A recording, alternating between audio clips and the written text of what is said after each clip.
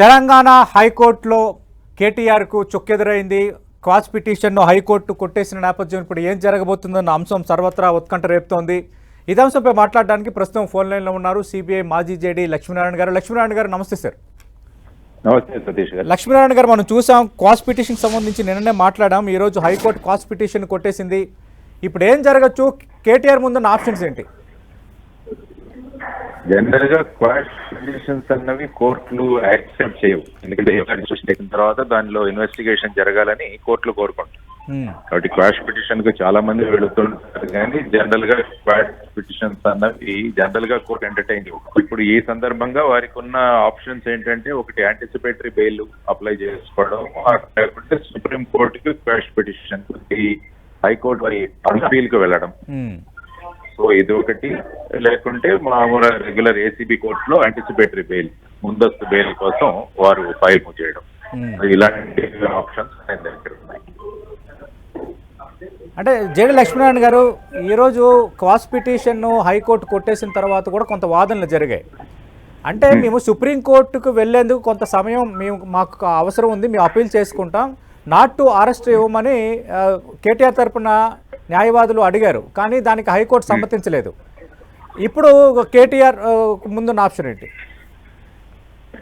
అంతే, ఇక సుప్రీంకోర్టులో వేసుకొని ఇమీడియట్ గా లంచ్ మోషన్ ఏదో ఒకటి మూవ్ చేసుకుని ఇమీడియట్ గా ఈ డిస్పోజల్ అయ్యేంత వరకు అరెస్ట్ చేయవద్దని సుప్రీంకోర్టు నుంచి ఆర్డర్స్ తీసుకురావడం, లేకుంటే ఇక్కడికి వెళ్ళి ఏసీబీ కోర్టులో ముందస్తు బెయిల్ అప్లై చేయడం. సో ఈ రెండు. కాబట్టి ఇప్పుడు సుప్రీంకోర్టు ఆప్షన్ అన్నది నెంబర్ 1 గా వాడు తీసుకోవచ్చు.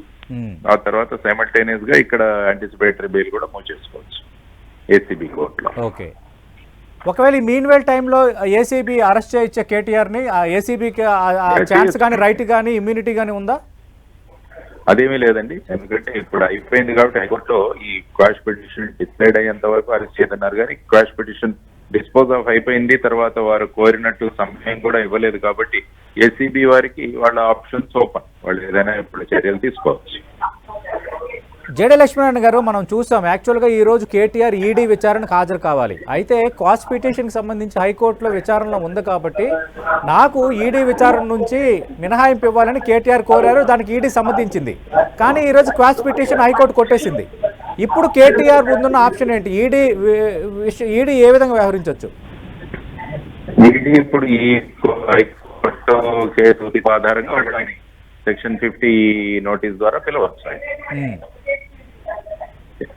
రైట్, మీ అంచనా ఏంటి సార్? ఇప్పుడు ఒకటి సుప్రీంకోర్టుకి వెళ్ళడానికి ఉన్న ఆప్షన్స్, ఒకటి రెండు ఏసీబీ స్పీడ్ ఎలా ఉండొచ్చు ఇప్పుడు క్వాష్ పిటిషన్ కొట్టేశారు కాబట్టి? ఏసీబీ వాళ్ళకి వాళ్ళ ఆప్షన్స్ ఓపెన్ గా ఉన్నాయి. ఎందుకంటే వాళ్ళ క్వాష్ పిటిషన్స్ ని వాళ్ళు హైకోర్టులో వాళ్ళు తిరస్కరించాలని కోరారు కాబట్టి మరి నెక్స్ట్ స్టెప్ తీసుకోవచ్చు. అరెస్ట్ అన్నది ఇమీడియట్ గా is not a must.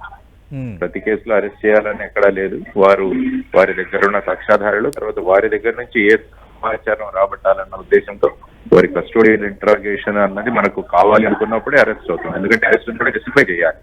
Arrest చేసే ఏజెన్సీలు రేపు కోర్టులో అరెస్ట్ ని జస్టిఫై చేయాలి. ఓకే, అంటే ఇప్పుడు మరి కేటీఆర్ ను అదుపులోకి తీసుకుంటారా, లేదంటే అరెస్ట్ చేయడానికి ప్రయత్నిస్తారా? మీరు చెప్పిన పాయింట్ ఆధారంగా వాళ్ళ ఏసీబీ ఇన్వెస్టిగేటింగ్ ఆఫీసర్ యొక్క రిక్వైర్మెంట్.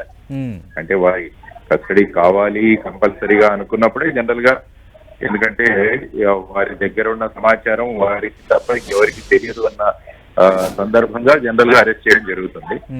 తర్వాత వారిని ఇంట్రాగేట్ చేస్తే, కానీ ఈ కేసులో చాలా మటుకు డాక్యుమెంటరీ ప్రూఫ్ ఉంది. Everything is documents. ఓకే, అంటే అక్కడ ఆర్డర్ చేయడము, తర్వాత అక్కడికి వెళ్ళడం. కాబట్టి ఇటువంటి పరిస్థితుల్లో ఏసీబీ అధికారులు నిర్ణయిస్తారు వాళ్ళు అరెస్ట్ చేయాలా లేకుంటే అరెస్ట్ చేయకుండానే ఈ కేసును ముందుకు తీసుకువెళ్లాల్సా అన్నది వారి దగ్గర ఉన్న సాక్ష్యాధారాలు, తర్వాత వారి కస్టడీ రిక్వైర్మెంట్స్ మీద ఆధారపడి ఉంటుంది.